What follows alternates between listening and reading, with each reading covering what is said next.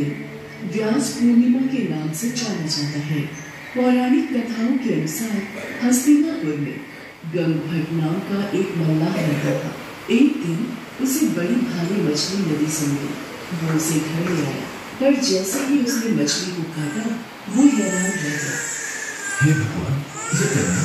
इस मछली में ये कैसा चमत्कार है? हमारी कोई संतान नहीं थी, ईश्वर ने इस कन्या के रूप में हमें संतान दे दी। आज से इसे हम सत्यवती कहकर बुलाएंगे। उस दिन से उस कन्या का नाम सत्यवती पड़ गया। पर मछली के पेट से जन्म लेने के कारण सत्यवती के शरीर से मछली की दुर्गंध निकलती रहती थी, जिस कारण वो बहुत दुखी रहती थी। इसी कारण सत्यवती को मत्स्यगंधा नाम से भी जाना जाता है।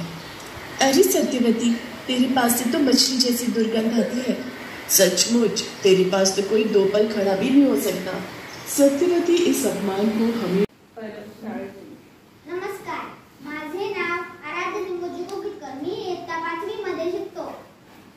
माझ्या शाळेचे नाव जीवन शिक्षण शाळा आरोग्य नंबर 1। माझ्या गोष्टीचे नाव आहे शिष्य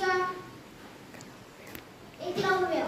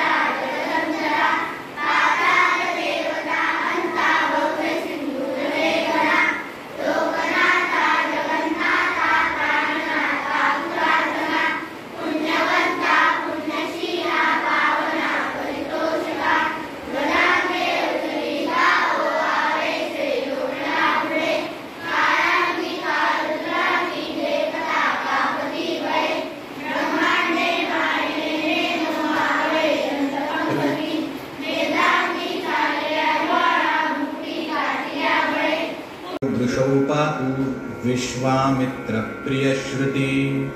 घ्राणं पातु मखत्राता मुखं सौमित्रिवत्सलः। जिह्वां विद्यानिधिः पातु कंठं भरतवन्दितः।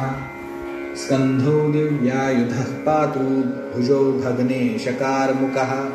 करौ सीतापतिः पातु हृदयं जामदग्नजित्। मध्यं पातु खरध्वंसी नाभिं जाम्बवदाश्रयः। सुग्रीवेशः कटी पातु सक्थिनी हनुमत्प्रभुः। ऊरूरभूत्तमः पातु